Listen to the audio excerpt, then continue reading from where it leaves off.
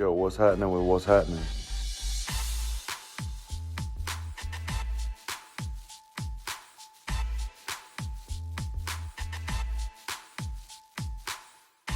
Welcome to What's Happening. I'm Brad. I'm Fred. The show we talk about what's happening. What's happening with you, bro? Not much, man. Chilling. You know what I mean? I ain't did nothing. I ain't even gonna lie. I just been sitting back, relaxing. Actually playing video games for a little bit. I ain't played video games I don't know how many years. Yeah, man, I still owe you a lick back from when we played 2K in 2017. That's probably the last time I played video games, for real. I ain't forgot about that. I think I'd have told y'all the story, but story time with your boy once again. Fred had a little job. He living in Kentucky. I recently got my promotion at the cell phone place that I used to work at. I'm living in Detroit. It's late at night. Fred injured. And we decided to play some 2K online. I didn't put 2 and 2 together. Fred was injured, so he couldn't do nothing but play 2K. And I also didn't have a microphone. So not only did he blow me out in the middle of the game, he got a microphone on and he talking shit, and I can't say nothing back. And I remember somebody came over and said, "Oh, you over here? He can hear you talking shit. He can't say nothing back." He's like, "Yeah." Oh, that's cold. So, I still owe you a lick back. If it's got to be some Mortal Kombat, if it's got to be some Uno online, something like that, I still owe you that lick back, bro. Or it just might have to be WWE or whatever they call that shit nowadays. I was a WWF my guy, you know what I'm saying? You know what I'm saying? And I hate that I had to do it like this, but we're going to get into the conversation. Usually we would bring on our guests before we jump into the conversation, but you can't miss the segue, so you have to ride the segue to get to the combo. And now we'll reverse it back and bring in our guests. So, you know, Brittany, what's happening with you? Not much. I love the segue. That was perfect. That was perfect. At all. That was undefeated. Hey, I ain't gonna lie. I had a second one because you know what I'm saying. I was gonna say I was laying the smackdown on you. You know what I'm saying. But either way, you know what I'm saying. I was gonna jump in there. You know what I'm saying. Either way, so he started naming off games. So you know. But that's hilarious. Yeah, I've been well. So my name's Brittany. I am a co-host of the Unapologetically Black podcast. Never broken, always empowered. We had Brad on a couple of weeks ago, so that's how we first met. So I'm excited to be here and to have this conversation with y'all. But I've been well. I'm blessed. Honestly, we just drove back from Detroit, 589 miles from Detroit to Maryland. And this morning we had a flat tire. And I was like, I am so thankful that did not happen anywhere on the road. So, you know, we're good. We're good. Blessed and highly favored. And I did. I actually checked out a snippet of that show that Brad was on. You know, I was telling Brad I was listening to it, and I'm sitting here responding in the background like I'm on the show. You know what I'm saying? Like y'all can hear me. So that's what we want, though. Next time, if you're live, hop in those comments because we want that interaction. We feed off of it.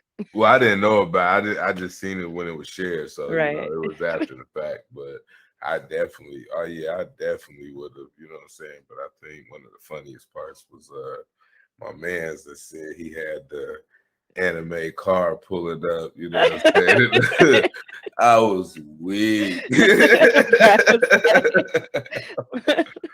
So when children get adult money. Yeah. that was too funny. Too funny. But yeah, we have a lot of fun, much like you guys. So I'm excited. Yeah. So if you like our show, definitely check it out. We had a link into it on the snippet that I posted last week, and you know we'll definitely be sharing Brittany's information in the show notes as we usually do. Glad to have you here on our side of town, yeah. So let's get into it. So first of all, y'all heard Fred with the segue with the WWE. Now, do not hit skip. Do not turn off your headphones, nothing like that. All right. Fred and I talk basketball a lot on this show, but when we talk basketball, we're not talking on-court production. We talk the issues around that production. And if you listen to this, you like, the hell, they about to talk about some wrestling. We're not going to talk about the in-ring work so much, but we're talking about the issues surrounding the organization.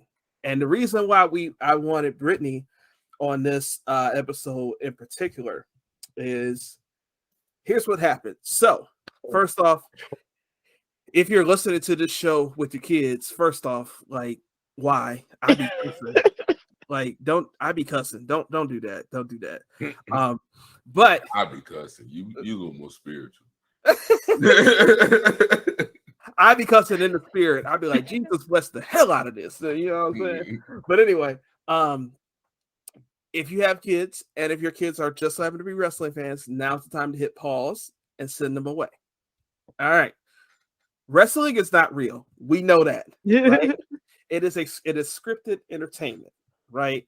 The performers go out there, they know what they're supposed to do, they're told what they're supposed to do, they work, whatever, blah, blah, blah. There's a predetermined winner, predetermined loser, how that happens, all of that, blah, blah, blah. You should know that by the time you're 12. If you don't, I'm sorry. Now you do. Reason why Santa's not real either. oh. What'd you say? Is not real? I said Santa's not real either. I mean, since we're crushing dreams, but continue. Sometimes my mother-in-law listens and she gonna roll her eyes at that part right there. Let them kids be kids.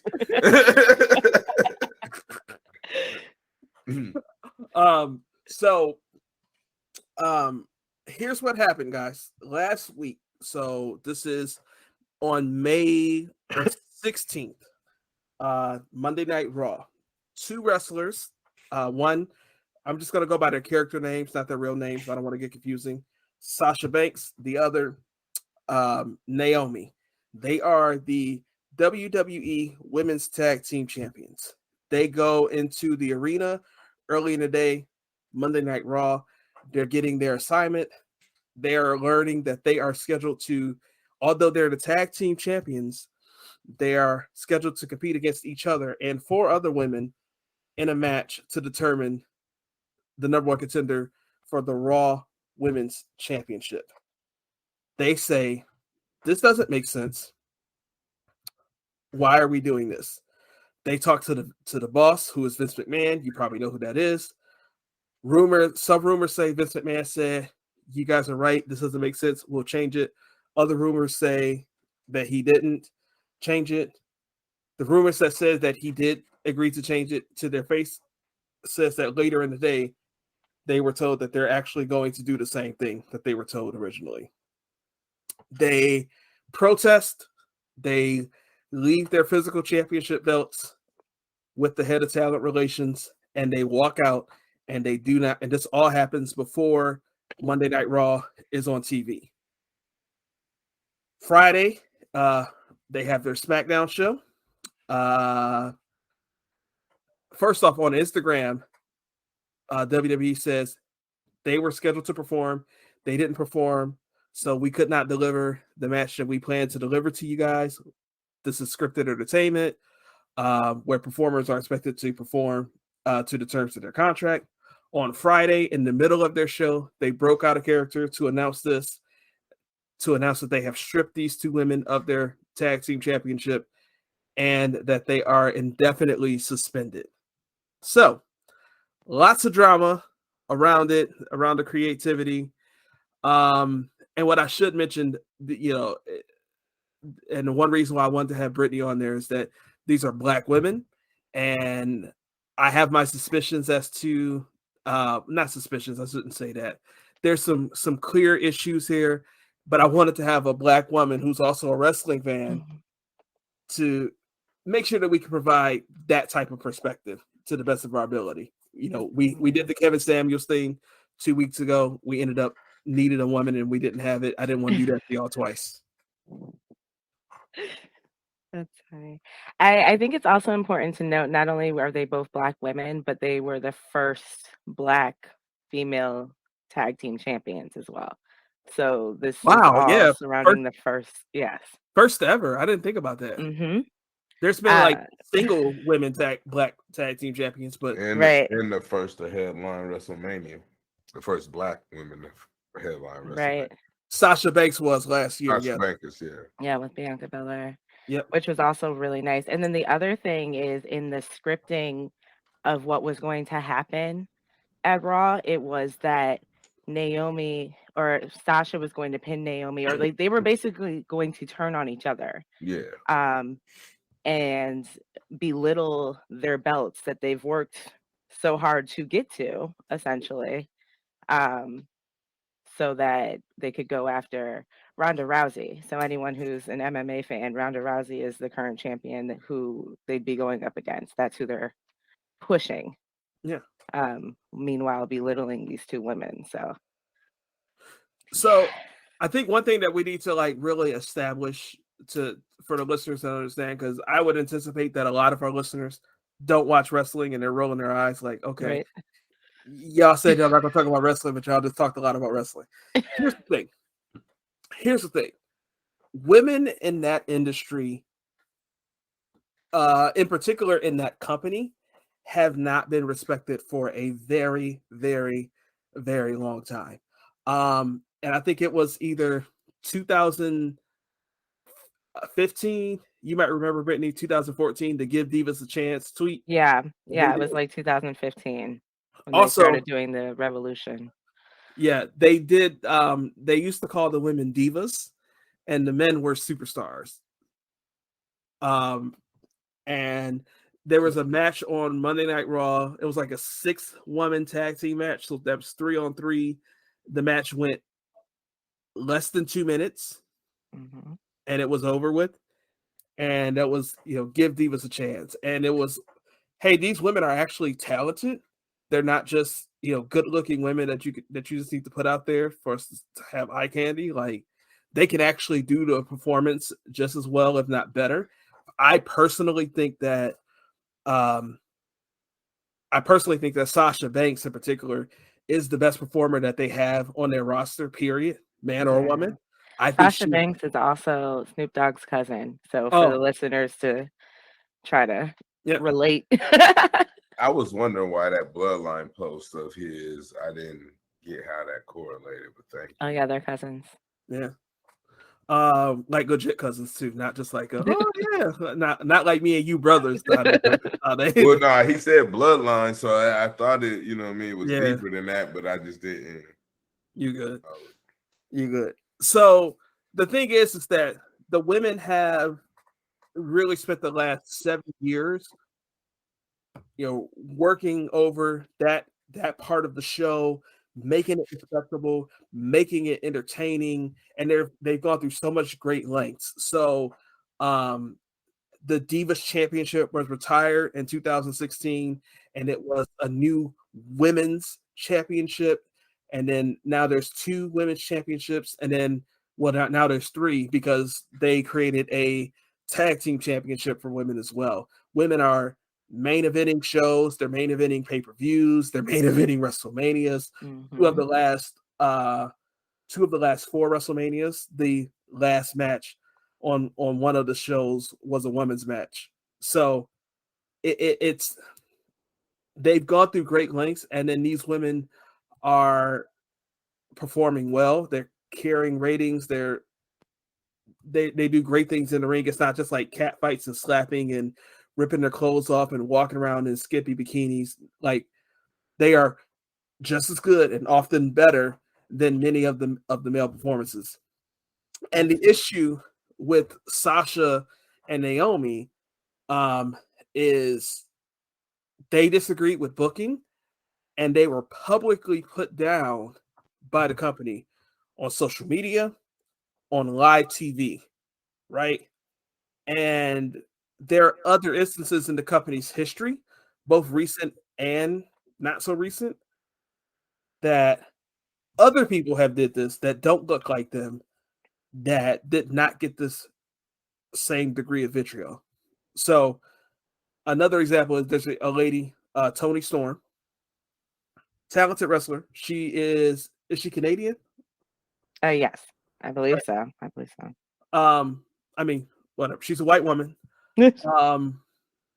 She disagreed with New where the Zealand. booking was.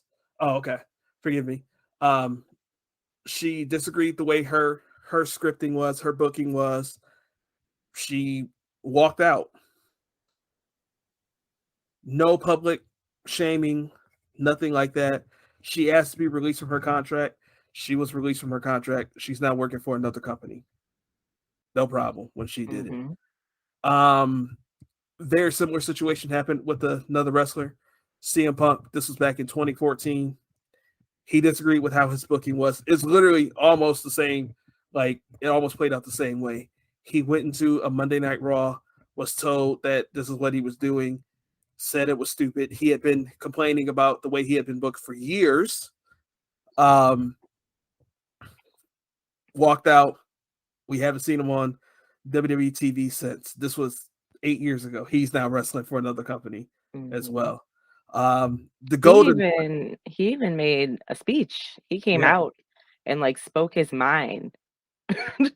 Like talk trash about WWE on TV Yeah. and didn't have the same backlash. Yeah. Was that after his contract was canceled or No, this was in Wow. his walkout process.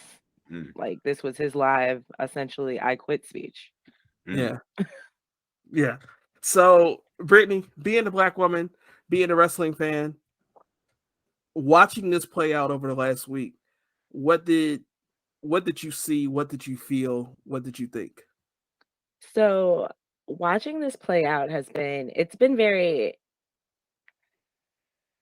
what's the word? I guess kind of disturbing in a sense because these two women have essentially worked their asses off their entire career. And they've consistently been shitted on. Like if you really look at it, I think last year, maybe a little over a year ago, the hashtag Naomi deserves better was going around because they just weren't using her at all. Sasha Banks a few years ago took a mental health break just to get her life together because they've been overworking her but not treating her right. I think she's had 3 championship title reigns and they've all been under 30 days.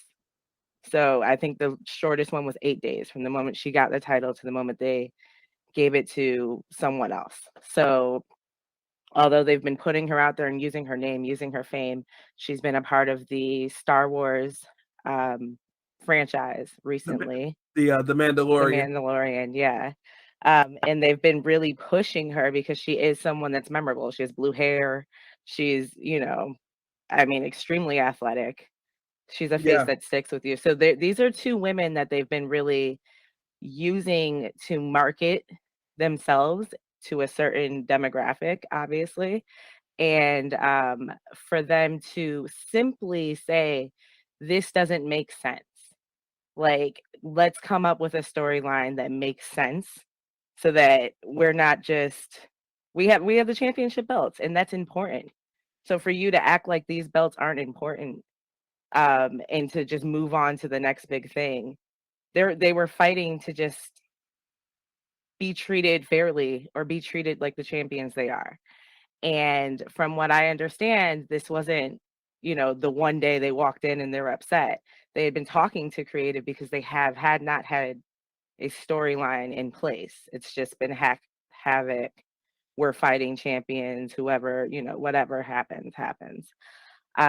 So for the first storyline to be you pin each other and move on, and for them to be essentially told by WWE executives and producers and creative that they're difficult to work with, because that's the same thing that essentially buried dark skin Aunt Viv's career was Will saying she's difficult to work with. And that's the constant narrative that Black women get, that we're aggressive, we're angry, and you can't work with us.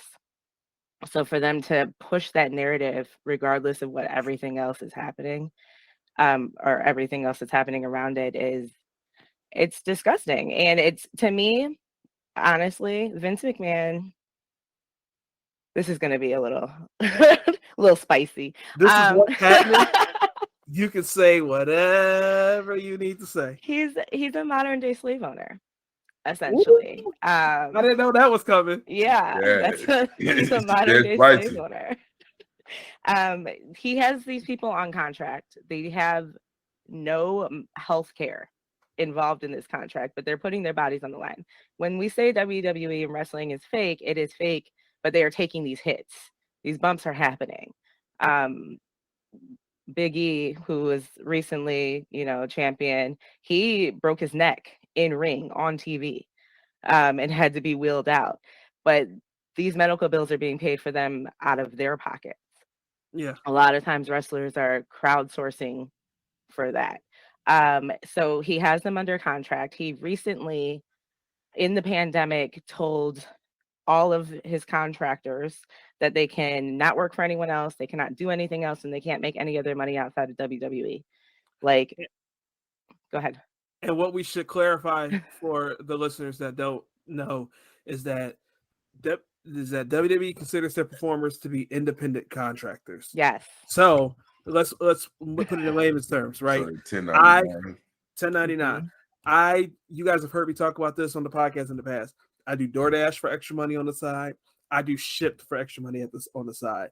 This is essentially, if WWE is DoorDash, there would be them saying DoorDash to be saying that you can't do Shipt. Right. Yeah, and for them it was specifically like Cameo. So as superstars, they were doing cameos. I don't know if you guys are familiar with those, but recorded messages. Yeah. We actually had one. I just mentioned Big E. We had Big E do one for our children, and it was expensive. I think we were balling on that stimmy. It was like $250. It was like $200 for like 2 minutes of him talking to our kids, but they loved it. Yeah. And he put a stop to that. They couldn't make any other money outside of what he dictated was okay. Only certain podcasts could exist because they were behind them. Twitch, they cut off. They fired people because they still wanted to, have a life outside of being an independent contractor. I say all of this because it circles back to my, strong ass statement that he's a modern day slave owner. He has all these people. He's claiming that they're independent contractors, but he has complete control over what they do at all times. And the moment someone speaks up for themselves or has a voice, it's an issue. And he publicly embarrasses them.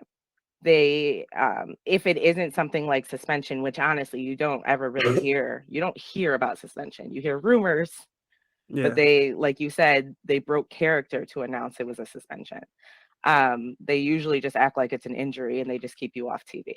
Yeah. So for them to get suspended, and if it's not a suspension, it's you lose all of your matches embarrassingly, or they put you in storylines where your wife, like in real life, is cheating on you. Like they do things to embarrass you when you do something as simple as speaking up for yourself or saying that you're not comfortable. So with that being said, the way he treated Naomi and Sasha for literally just saying, make this make sense, it's deplorable. And not only are they suspended, but they're freezing their contracts. Yeah, I heard that they might do that. I don't know. Apparently that's what they've been doing. Like that's a regular practice. As of right now, they're suspending, their contracts are frozen. As of right now. And I know Naomi has 2 months left. So that means they can keep her suspended as long as they want to keep her, then bring her back and make her work for them for 2 months. Like no matter what. And then after that's up, you're still under do not compete clause or whatever for 6 months or however long they do it. I think do not compete is only relative if they fire you. I think once your contract ends, you can just go do whatever immediately. But I think if they fire you, you got 90 days, do not compete. So Fred, you are, you don't watch.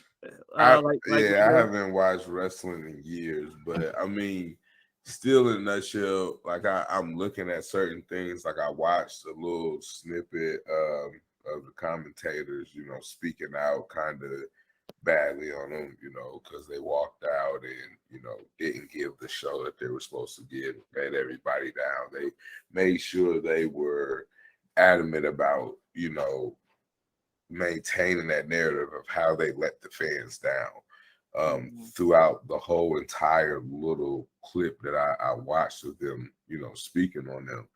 And, everybody's talking about how they haven't said anything back, but I'm almost certain that it's contractual that they almost can't speak.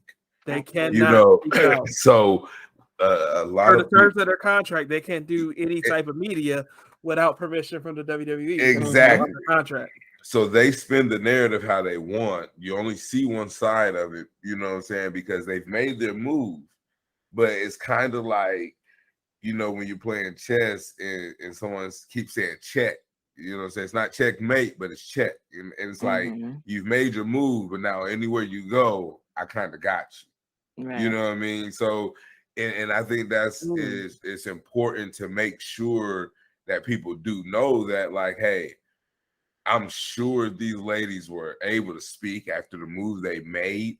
I feel like the move they made was like the statement to show and say, hey, listen, look, pay attention. It's not right. Like, because it doesn't make sense. Like, I don't watch it. I'm listening to what you guys say. I'm looking at the articles. It makes no sense that if we just won a tag team championship, we don't have to defend our championship. We don't even have a scenario where we break up and we're going solo after losing a championship or something. That scenario, like, nothing revolves around our tag team championship. We're just gonna go into this, battle royale, pretty much type of fight, and then you want it to end with the two best women fighters going after each other. That there's no purpose in that. And know what I'm saying? The only thing that is ratings and sales, because of course, now that they're the tag team champions, anybody would want to see, well, I wonder which one is really better. You know what I mean? Like, theoretically, that's what you're going to say. Like, I wonder which one's better than the other. So you're going to want to see that. And let me, first off, let me talk about these tag team titles. And then to both of you, don't let me forget to play devil's advocate, because we got to do both sides to be as fair as possible. But so to put it in perspective, this WWE Women's Tag Team Championship, I guess there was a version of it in like the 70s or 80s, maybe even the early 90s. This before, if early 90s, I was like 4 or 5, whatever, right? This current Tag Team Championship was created in 2019. Rumors have it, we don't have any official information, that many of the women were advocating for a Women's Tag Team Championship. At this point, the roster was full. Talented women. Their roster is, for those that don't know, even though WWE is one company, they act as if they are 3 separate companies, with Raw being its own show, SmackDown being its own show, and NXT being its own show. So they have 3 shows that each operate with their own champions and lower champions and tag champions and all of that. Now, this Women's Tag Team Championship is designed to go between Raw and SmackDown. And there's a lot of women talent on the roster, but the only thing that they had to have any meaningful storylines for were the Raw Women's Championship for the Raw women, the SmackDown Women's Championship for the SmackDown women. If you have 2 women fighting for that title, they could have anywhere between like 10 and 12 other women that had nothing to do on the show. The Tag Team Championship made sense. The roster was big enough. Sasha and Bayley, the rumors are that they were the ones that advocated like the strongest to get that title created. And they were the first ones scheduled to win it. They won it. And they were supposed to go on a long title reign to establish some value behind the title. Win it, defend it, go for a while before you have it. That's how you make it look like it's worth something. Is that you have a champion defend it, bring honor to it. You can put a face to a name. That's how it is. You don't treat it like a prop that people trade off month after month after month. If you follow UFC or if you follow boxing, the champions that when you hear that and still, it's like, oh my God, this person won again. Like, that's crazy. Floyd Mayweather. I mean, you Exactly. know, he's 50 something and oh, it's like Exactly. Right. So they were told, yes, we're going to create this title. Yes, we're going to let you two be the first ones to win it, and we're going to let you two go on a run and establish this championship. Well, 1 month later, they lost the championship. Yeah. And crazy. That title has been flipped and back and forth. Just about every woman on their roster has held that championship, and most of them have never held it with the same person more than once. Sasha, well, now former champion since they stripped him of the title. Sasha is a 3-time champion, twice with Bayley and once with her current partner Naomi, and 2 other ladies, Shayna Baszler and Nia Jax. They won it twice. Every other woman who's won it has won it with a different woman, like every time, not like an established tag team. So exactly what these women wanted to avoid was like, don't give us a prop just to have us on there to wrestle for 2 or 3 minutes. Like, let's make sure that women's wrestling matters. It's exactly what's not happening. And to what Fred was saying earlier, they were saying, we just won these titles. Why are y'all having us fight against each other? And so the plan is that Naomi was going to win against Sasha so she could face the Raw Women's Champion.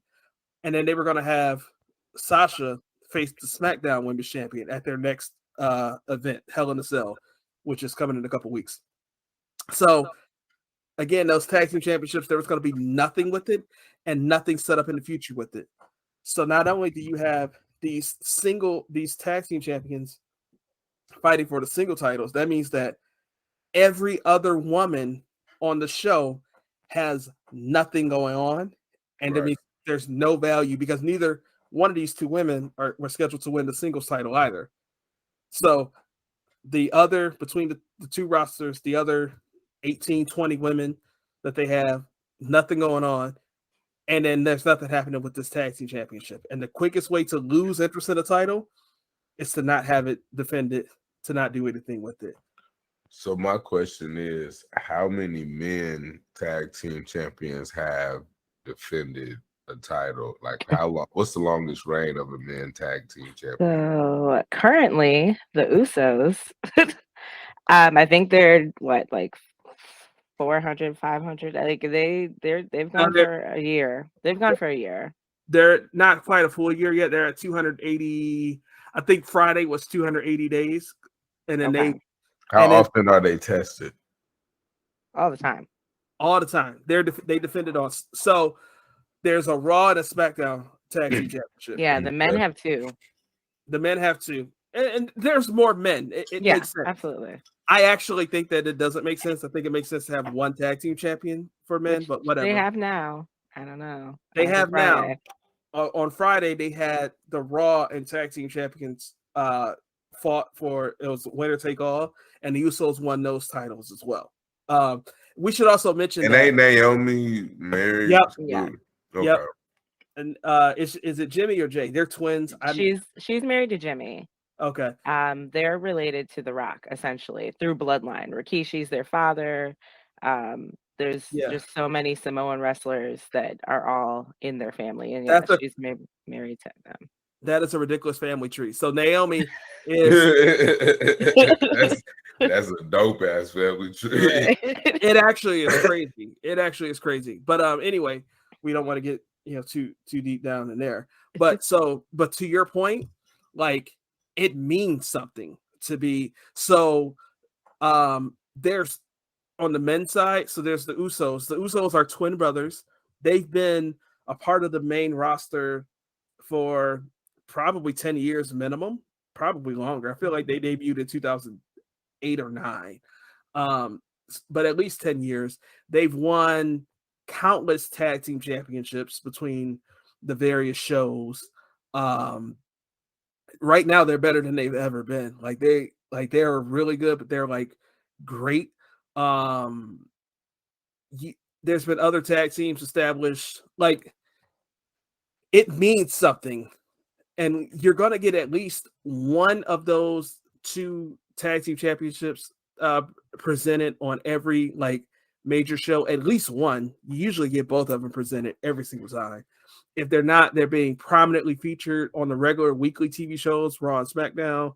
Like, it means something, you know. And the women's, they can find time to schedule both individual, and this sounds tone deaf a little bit now that they literally just unified them. But for the last 20 years, if they've had 2 tag team championships, they figured out a way to make 2 tag team championships work out, and they've got this one championship for the women, and they're like, we're just gonna leave it alone for a little while. It just doesn't make sense. Yeah, absolutely. And then, not to mention, even the women's championship belt is also not always prominent. You get the same people fighting for it. Yes, the women's roster is, well, at this point, dwindling. But you literally are seeing the same matches over and over again. And honestly, anytime a Black woman has held that belt, it has been taken from them quickly. Bianca Belair, we had mentioned her earlier. She's also a Black woman. She's current champ, but she lost her belt in like 2.5 seconds. What was that? In one of the That was SummerSlam. Yeah. I forgive them for that because they did tell a great story at the end of it. It was annoying the way it went down. Yeah. But yeah. All right. So let me play devil's advocate. Let me play devil's advocate, right? What I started to talk about earlier that I didn't finish is, again, this is not the first time that wrestlers have, walked out because the way that they've been booked, the way that they've been told to do certain things is just flat out BS. It's not the first time it's happened at all. My earliest memory of this happening, where someone disagreed with the booking, so they walked out. Excuse me, taking a sip of water. Stone Cold Steve Austin. I don't care if you know wrestling or not. Know who that name is. So in 2002, also, if you're human and you live in the United States, I'm sure you know who Brock Lesnar is. If you're an adult, you know who Brock Lesnar is. You probably know him from UFC. He got huge first in WWE in his first run there. Again, wrestling is scripted. They were pushing this guy to the moon. And they used to do this tournament called the King of the Ring tournament. And Brock Lesnar and Stone Cold were supposed to fight on Raw in a qualifying match for this tournament. Stone Cold didn't want to do it because he's like, Stone Cold said, I don't mind putting people over. That's BS if you ask me, but we won't do that right now. He's like, I don't mind putting people over, but I'm Stone Cold Steve Austin. This should be a pay-per-view type match. Put some hype behind it. Don't just give it away for free on regular Monday Night Raw. And this is in an era where you still buy the pay-per-views for $40 or $50 every month, not like the network where they have the big money deal and things of that nature. Anyway, he was told, no, like, this is what we're going to do. He legit walked out. And I'm saying I'm playing devil's advocate because he was publicly shamed. They used to do this show on their website called Bite This, where they would break character and talk about real stuff that happened. Vince McMahon went on the show to talk about what happened. Or I think Stone Cold called into the show and said, yeah, I don't like the way things are going right now. My booking has been ridiculous, this, that, and the other. I'm just not going to do it. The Rock was like away. This is like right at the time when Rock was really only part-time wrestling because his movie career was really taking off. And he like came back on a random episode of Raw. And this is at the time that they changed their name from WWF to WWE. And their promo for the name change was "Get the F Out." And he cut this massive promo on Stone Cold and said, if you don't like what's happening here, you can get the F out. Like, so it's not the first time. The point that I'm making is it's not the first time that they have publicly talked someone down in this manner. It's not the first time. Being fair, it happened to Stone Cold Steve Austin, who is a white man. So being fair in that regard. But it just, that was 20 years ago. Yeah. And it's different. It's not social media. It wasn't breaking character on TV to talk about it. That's the part. They didn't, like, The Rock came and did it on Monday Night Raw, and like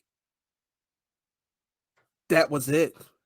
If you wanted to see more, you had to do the bite this thing. You had to have an internet connection at your home in 2003. You know what I'm saying? You had to kind of go through a lot to get there, right? This, they put it on Instagram and Twitter and all their socials that night. They did it on SmackDown on live TV. I mean, they pulled their merch from online. They removed them from the opening credits. They essentially erased their existence. Yeah. From like moving forward. And honestly, in the past, they have also erased people from the history too. So it really kind of depends on how it plays out. Like Chris Benoit, I don't know if you guys remember. Oh yeah, I mean that's different, but it's completely different. It's completely different, and I'm not even trying to compare the two. But like they've erased him completely. You can't say his name. He's not in anything. It's so completely different. Yeah, and you know, I'm just thinking about recent history. You know, we talked about the CM Punk piece of it. Dolph Ziggler, who's a white guy, fantastic, talented wrestler. This is the guy that's consistently underutilized. They put their United States Championship on him. I think this was 2018. They put their United States Championship on him. He disagreed with everything that was happening. He literally went out on SmackDown and said, "I'm sorry, I can't defend this." Put the title in the middle of the ring and left. And like we thought he was gone, and it was like legit, like he had beef and was trying to leave. They didn't publicly shame him. Right. They did not, put out a whole story on. He went out on TV and said, "Sorry, I can't defend this." Like they had the courtesy, Naomi and Sasha, to talk about it in the back room and stand up for themselves. Another piece that's missing is that we haven't talked about from the story that they went to Vince. Vince said, "Yes, you guys are right. We're going to change the booking." But then Vince sent somebody else to say, we're doing the same thing. And they said, "No, we talked to Vince. Like, we need to go talk to Vince again because we need to understand what's happening here." And these two black women were told that they needed to fix their attitude. Mm-hmm. On several occasions in the process. Right. And so, and this is a point where there's leverage. This is probably right now for the wrestling business. This is probably the biggest boom in that industry since late 90s, early 2000s. There's a lot of people interested in it. There's a lot of companies that are thriving. There's a newer company, AEW, which is owned by the Khan family, which is the same family that owns the Jacksonville Jaguars. They're putting in a lot of money. They're siphoning talent left and right from all sorts of promotions, from WWE, from Japan, from all sorts of places. And so, when Stone Cold 20 years ago threw his fit, there was nowhere else to go. Mm-hmm. Nowhere else to go, respectively. Like for what his star level was, there was nowhere for him to go. Nobody could pay him the money, But now we're at a point where, like I said, Sasha Banks is, for my taste, she is the absolute best wrestler on the WWE roster in terms of in-ring talent in terms of being able, like, storytelling talent, Yeah, microphone, her entertainment character. factor, everything. Like, she is it. In terms of the talent level, she's the best. She's not the biggest star, but she is the best star that they have. Right. And I think she's playing her cards. You guys can treat me better, treat me with more respect, or lose me. I agree. And I think that in theory is very smart, but we've also seen on many occasions Vince McMahon say he, like you just said, he'd do something and then do the opposite. Um, like I said a few years ago, Sasha took a break and they essentially begged her to come back to then do this to her again. You know what I So mean? So let's talk about that. And there's also rumors that Ronda Rousey is a part of the problem. Something that WWE has done as it has grown, is it attracts part-time stars. mhm. Most notably Brock Lesnar, but also in recent years Goldberg comes back and works part-time. Um, although he hasn't actually wrestled a match in 6 years, The Rock comes back and works part-time. Um, I mean, Undertaker Undertaker has just retired. Undertaker Just Undertaker just retired, but he hasn't worked full time since early 2010. hmm Um, and you know, I'm not saying that to disrespect these guys or anything like that, but what happens is that what we talk about, what we see on TV is Raw, we see SmackDown, and we see the premium live events that they put on every single month. But there's also live events or what's called house shows. These people often work 5 nights a week. And so what happens is that these guys are the ones that are carrying the brand, carrying the ratings, working in and out, night in, night out, putting their bodies on the line, this, that, and the other. And then what happens is that someone like a Ronda Rousey, who is a massive star, right? And I don't want to downplay that. But because she's Ronda Rousey. hmm She is. until she loses. Well, oh, we didn't even go there. I didn't think about that. But you're right though.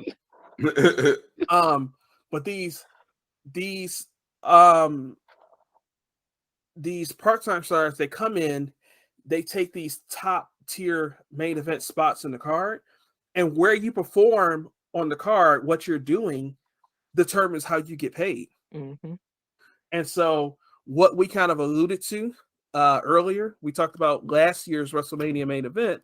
One of the two was Sasha Banks and Bianca Belair. That was the first time two black women main event at WrestleMania, but that was the first time to any black woman WrestleMania main event at WrestleMania. hmm 2 years prior to that, WrestleMania main event was Ronda Rousey, Becky Lynch, Charlotte Flair, triple threat match for both women's titles that Becky Lynch won. No issue with Becky Lynch winning. She was, at that point, she was the biggest star in the company. Absolutely the right move to do from a storytelling perspective. But Ronda Rousey, did she wrestle anything outside of her pay-per-view matches? No. No, she I never. mean, So no. here's what happened with Ronda Rousey. She debuted at the Royal Rumble, which is January 2018. She wrestled her first match at WrestleMania 2018. A couple months later, she wrestles for the women's title.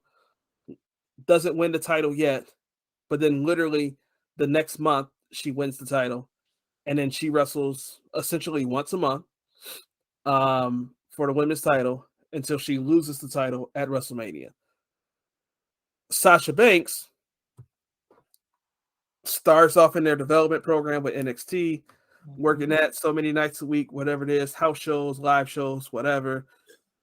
Gets to Monday Night Raw, is a big focus and reason behind this whole women's revolution, where they begin to take notice of women's wrestling, respect women's wrestling, give them better booking, give them better stories, give them meaningful things to do.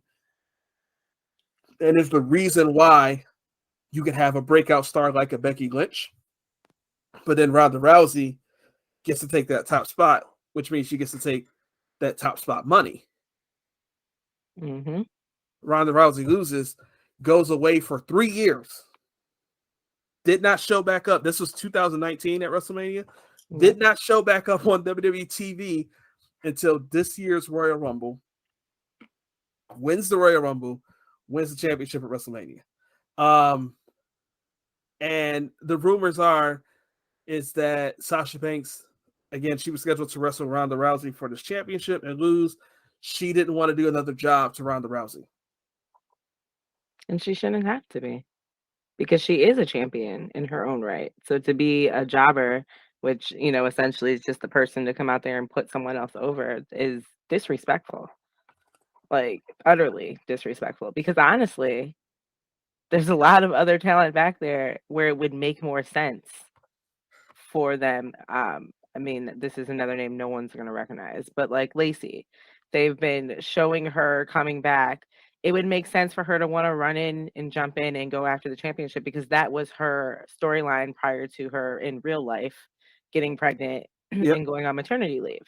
But you're choosing to use your tag team, your black tag team superstars, to go lose against, you know, a predominant white woman, to put them over and make them look better. And as opposed to just, like we said, respecting the titles they have and allowing them to go on their run, go through NXT.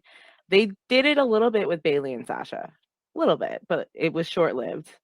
And in both of those times where it turned over, they turned on each other. It was still essentially a cat fight. It was women that can't get along, turning on each other and moving on. So the storylines are repetitive with the tag team champions. I do, and I'm going to play devil's advocate again. I give them grace on that, because the story that, first off, they told that story for like 3 years, which is something that they never do. It's hard for them to stay focused on something for 3 months.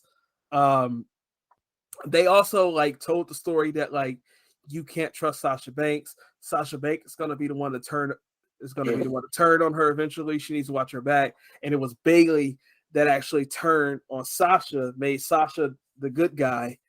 So I forgive them for that, because even though they did a great job with it, and like when they involved the tag team championship in that feud, it was the vehicle to advance the story.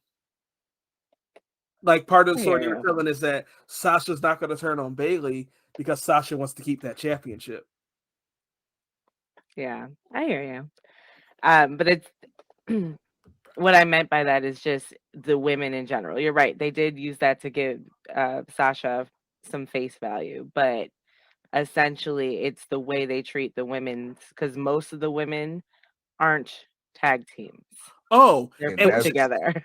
That's what I was going to ask was, is it a black thing, or is it more just because from what it sounds like, it's more just the women in general? Like, the women are getting screwed over 9 times out of 10 so compared. It's both.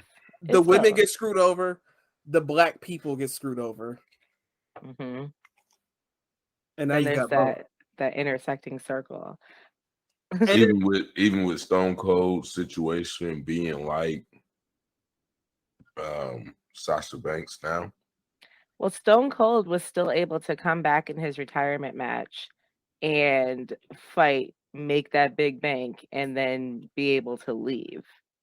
I mean, we don't know what will come from this, but gotcha. It wasn't played out the same way. So they worked it out with Stone Cold. That's like, social media didn't exist in 2002, right? Like I said, the only like, if you have to watch that episode of Raw to know that like Stone Cold walked out. Like, catch it.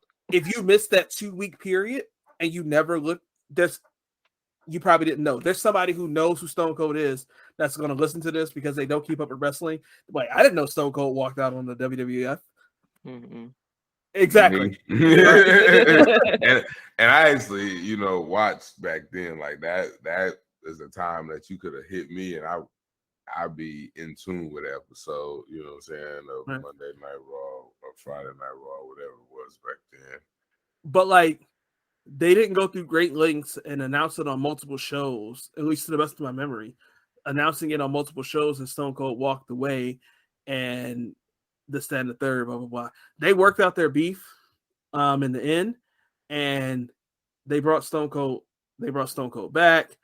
He ended up wrestling for a little bit, retired, but then he stayed as like he had some injuries. He stayed as like an on-screen character for the better part of a year, maybe 2 years. And then he's always been like, at that point, he started getting like his own TV shows and movie deals and things of that nature. Mm-hmm. So, I mean, he would pop up occasionally. But like, they made it work, you know what I'm saying?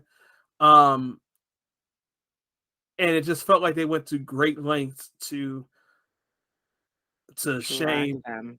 Yeah, to drag them. And then, you know, again, I'm gonna play devil's advocate.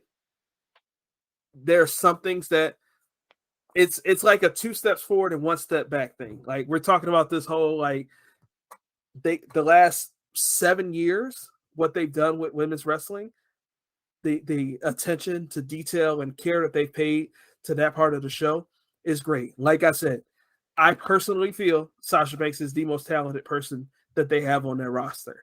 And it's because they've given her, I always thought she was good, but it's because they've given the women the avenue to shine that has really allowed her skill set to shine quite bright. Another thing that they've done, got to get it out there. For a long time, The Rock was the only black man to hold the WWE World Heavyweight Championship, which is arguably the most prestigious championship you could hold in all of wrestling. That, for a long time, was it. Since 2019, we've had since 2019, black men have held the championship just as often, if not more, than white men. Definitely men of color at that point. When you factor in the current champion, Roman Reigns, is Samoan. Like, so they've done better with booking the champions and highlighting, you know, the black characters. And there was for a long time, you know, the black character was just a thug, typically, or corny as hell. Like, that's really all it was. And like, they're really embracing like a whole lot of it. So we're talking 2 steps forward, 1 step back. They get better, but every now and then something like this happens. It's like, damn. Like, yeah, absolutely. And honestly, it really sometimes feels like it's who is around Vince, like who his team is, that kind of, because I really feel like to his core, I don't like the man. So to his core, I feel like he is sexist and I feel like he is racist. I mean, he is aligned with Trump. So, you know, be that as that may. He's an old white man. Yeah. I do think that he's for sure easily influenced. And we've seen that, you know, if you follow wrestling, there's time and time again examples with the way that things have been booked, the way things have been presented. I mean, him saying nigga on TV was like, whoa. Yeah. Yeah. If y'all have seen that clip, it's not a fake one.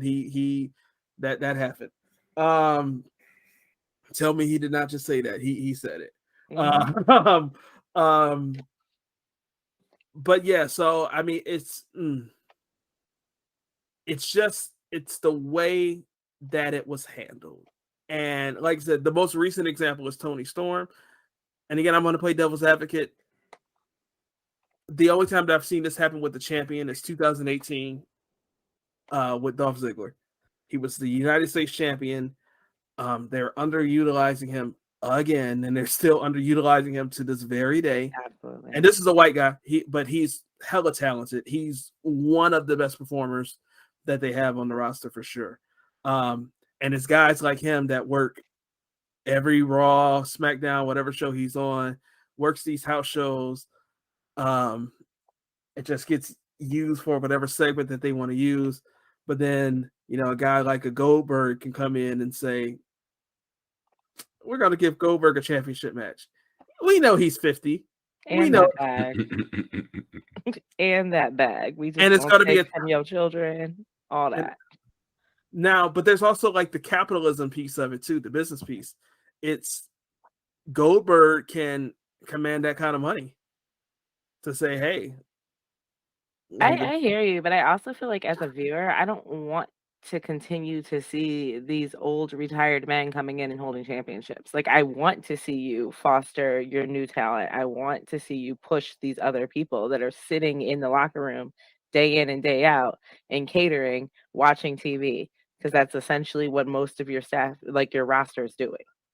And, it's funny that you mentioned that, because the reason that they were able to beat WCW and WCW went out of business was because WCW made their name on hiring and pushing old WWF stars. Mm-hmm. They never built up new stars. I mean, Hulk Hogan was the man of the WWE in the 80s. And, by the time we got to like 91, 92, people were getting tired of him. And then WCW in 1999 and 2000, they're still acting like he's like the top guy. Like, right. That's why people tuned out. So it's like, the recipe, and it's not like even like the company changed it. Vince McMahon, like, you were there. Mm-hmm. Vince McMahon made new stars. Yeah. And you pushed the talent that you had. You made those guys presented those guys week in and week out. And now here you are doing the same thing. But you have AEW, who is also taking the talent that WWE has been just throwing away, essentially. Yeah. They've been having so many. Honestly, it feels like every quarter there's a long list of just talent cuts, and more than likely, most of them are being cut to make room in the budget for these part-timer big name people to come back and do a show. Like, they look at them as disposable, and AEW is taking them, and over there, not only do they have access to medical care, because that is very important to these people, they have a lot of control over their creative narrative and how they want to be seen and the storylines that they're put into. And a lighter schedule. Yeah, absolutely. So with that being said, and that's where your talent is going, to continue to treat them like this, to me, is like circling back. It's crazy. To me, it's like, how can you act like that? I know that you think you're the big dog, but my husband and I decided that we were no longer watching WWE because of this. Because of the way they're treating Naomi and Sasha, because of the way they treat their talent in general. And we will be watching more AEW. And I know we're not the only people who feel that way. And the ratings are going to plummet. They honestly haven't even been doing that well in general, but they're going to plummet because of this type of behavior. It's childish, really. Like, I'd rather you both be quiet in the situation than to push a narrative of essentially angry Black women who, can't be worked with, can't be tamed, won't do what they're supposed to do. And that's not what happened. Like, we all know that's not what happened. So what do you guys say to the people that are listening to this, that are watching this whole scenario play out, and they say they have a job to do? Why can't they just go out there and do their job? Who cares about where you're scheduled to perform at? Like, go do your job. So what I would say to them, so real life example, I recently applied for a lead position at a job, and they came back to me, and although I have over 10 years of managerial experience, they came back to me and told me that they don't feel like I'm qualified for that position, and they'd rather me be in the call center. And at first, I got off the phone. I was like, okay. But I thought about it, and I was like, not only are you highly undervaluing me, and everything I've done to get here, you didn't even give me the opportunity to sit in front of you and present, who I am before you told me I wasn't qualified for that. So, and with that being said, I decided to turn down the opportunity to interview for that because I felt disrespected. Um, Although I know that in that call center, every single time I picked up that phone, my foot would be on Scott's neck because that was his name. The moral of the story is it's about valuing yourself, whether you have a job to do or not. You don't get to lose who you are. Sasha Banks as a character is still Mercedes as a woman. And this is your life. Like you said, it's 5, 6 nights a week. It's 365 days a year, essentially. They really don't even get Christmas off. So they are devoting everything to that, and you are devaluing who they are. You've already said you own their likeness, you own their everything. And I don't want to be viewed like that. So yes, I have a job, but I also have dignity. I also have pride. I'm not going to just allow, my boss to lie in my face and then send a messenger like a punk.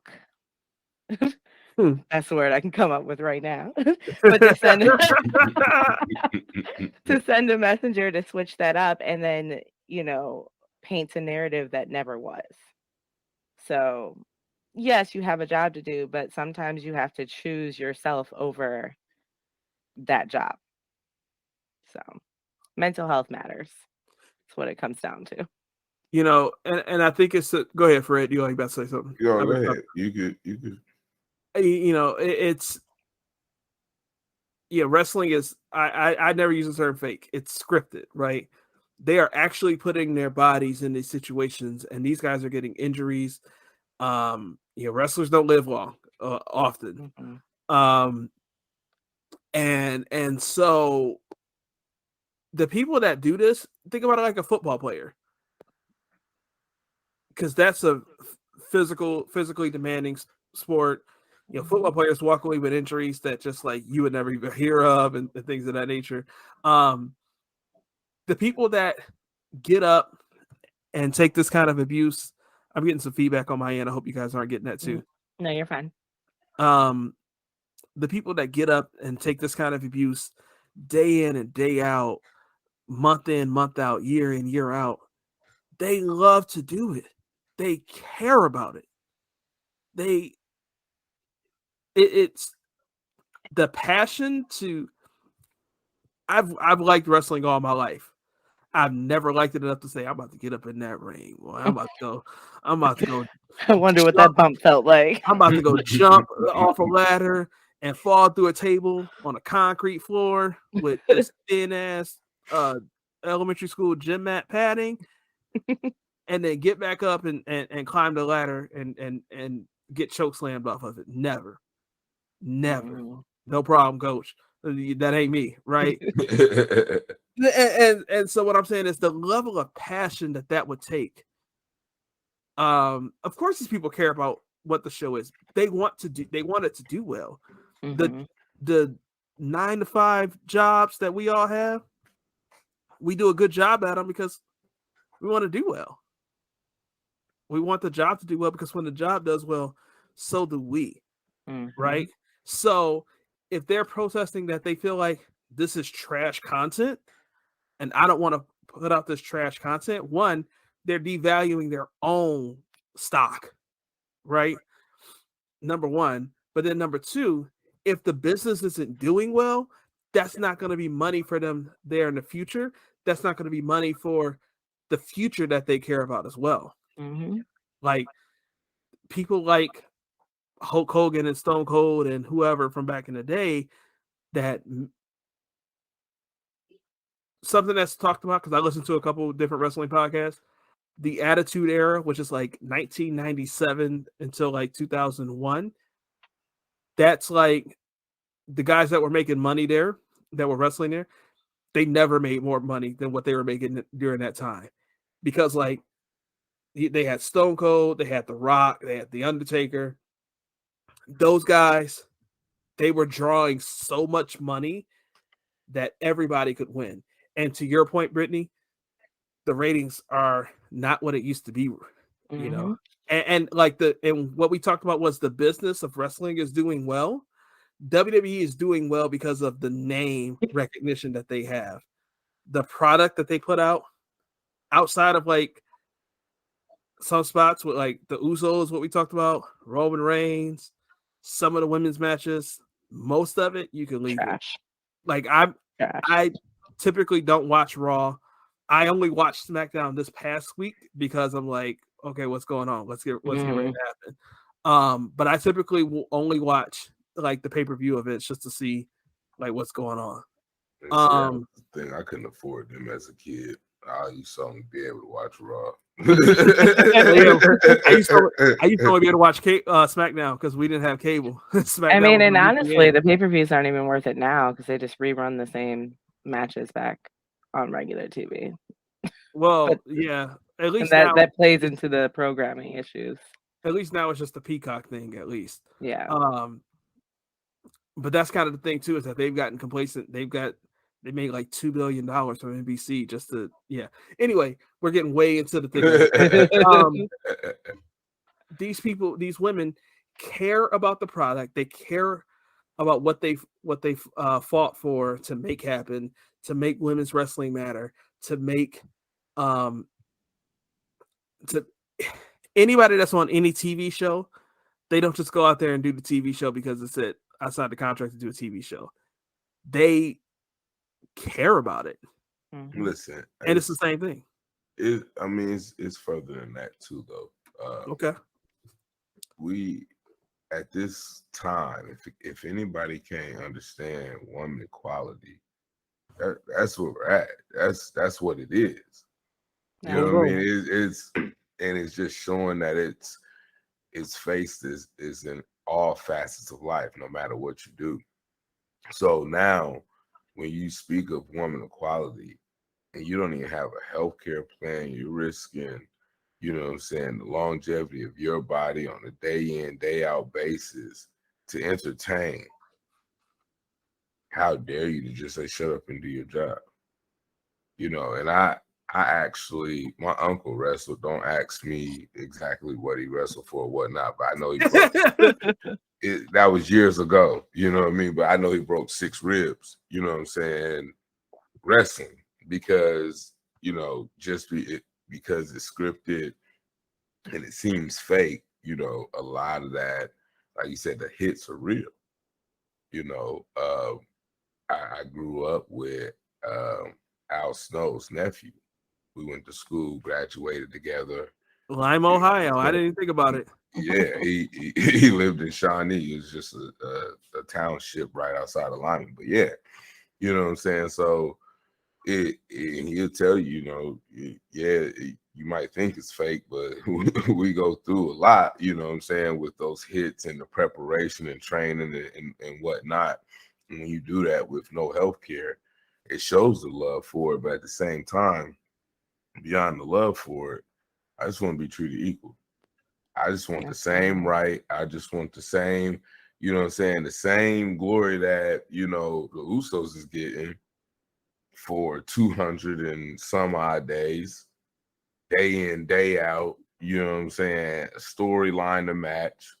For one, yeah, we might not be able to go, you know, as many times, but we should have just many half the matches. We should be getting tested on a weekly basis at least once. And I think we should, not to interrupt you, but it's not about like being able to win. You don't necessarily have to go have a championship for almost a year.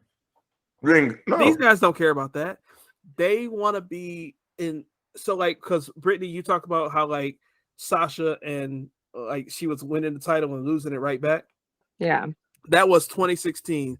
It was Monday Night Raw. The story that they were telling was Charlotte Flair does not lose on pay-per-view. And she went through this long, long streak where she didn't lose on pay-per-view. And Charlotte is probably, I love Sasha. I said Sasha is the best person on the roster today. I feel that way. But Charlotte is probably the greatest female wrestler of all time. She just is. And the story that they were telling at this point is that that Charlotte doesn't lose on pay-per-view. Y'all, Brittany looking at me like she ain't the best. It's not. I'm just tired of seeing her. I mean, I feel like we see less of her since the whole like Ric Flair scandal. But I was tired of seeing her. But so the story that they were telling is that Charlotte doesn't lose a pay-per-view, and they would wrestle on pay-per-view, and Charlotte would win the title back, and then they would wrestle on Raw, and Sasha would win the title back, and so the title was going back and forth between the two. But like that was the story. They were main eventing pay-per-views, main eventing Monday Night Raws, putting on great match after great match after great match. Didn't matter if it was on Raw, if it was pay-per-view, whatever. Like it was entertaining, right? And so like that was the thing. And then like these guys understand that they're gonna lose and have to do jobs. They don't care about that. It's does it make sense? Does it help my character? Mm-hmm. And does it help the business so that way I can continue to make as much money as possible before I lose the ability to walk or gain some sort of major injury that forces me to end my career immediately. Absolutely. That's what it's about for these guys. And it's their brand too. Yeah. Because after it's over, it's their brand they got to live off of. Yeah. Exactly. I think we did the best job that we could with it, given the amount of information that we have.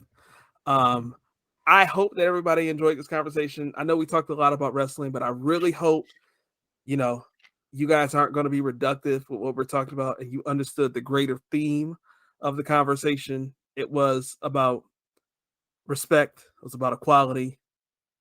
It was about, being able to. We stood up to the best of our ability. We stood up for Black women that contractually can't stand up for themselves right now. Absolutely. Free my nigga Nene and Sasha. We are the real ones. So, Brittany, go ahead and plug yourself, plug your show, and all of that stuff for our listeners. So we actually go live on Tuesday nights at 8:30. We are Unapologetically Black, never broken, always empowered. We also upload on Wednesday, much like you guys, to Spotify, Apple Podcasts. We cover all topics that affect Black families, the Black households. Race. The episode we are doing tomorrow is racism in the school systems as a whole. So we're bringing on some different educators and having that conversation. One of my favorites was the police. Just the relationship with the police. We actually had an officer who was like very pro being a police officer, and we were like, oh. So yes, like we have a very similar vibe to you guys. That's why I loved when Brad was on. We were able to connect, and we hope that if you enjoy listening to what's happening, you will come over and check us out. Yeah, definitely check out. Thank you guys so much for having me. Yeah, appreciate you said thank you, but what our listeners don't know is that we kind of booked you for 2 weeks in a row. Yeah, that's true. So this was a surprise. We had next week scheduled to work together already. Yeah. I'm waving my hands as if people can see me. We had next week scheduled to work together already. This week was just kind of a pop-up bonus surprise, so to speak. So y'all will hear from Brittany next week as well. I'll be here next week. But feel free to honorary co-host 2 weeks. Feel free to pop over to Unapologetically Black. Listen to all of her episodes, just like you listen to all of what's happening. But if you're only going to listen to 2, listen to the one that's dropping the same day as today when you're listening to this regarding racism in education. And then listen to the one from 2 weeks ago with your boy. I talked about raising multiracial children. So it was a dope conversation. It was fun. And we're excited to work with you again next week. Yeah. And we are out. Peace. Thanks for listening to What's Happening. If you enjoy our show, we'd love for you to take a moment and leave us a 5-star rating in your podcast app and to share the show with a friend. Fred Scott and myself, Brad Robinson, are co-hosts and producers of What's Happening. Our theme song is Capital by Getz G. You can get that song and all of our music from Epidemic Sound. Follow us on social media at What's Happening. That's WHUSHATTNIN. We are on Facebook, Twitter, TikTok, Instagram, and YouTube. You can find Fred and myself on social media as well, and all of our social media handles are in the show notes. Thanks again, and we'll see you next week.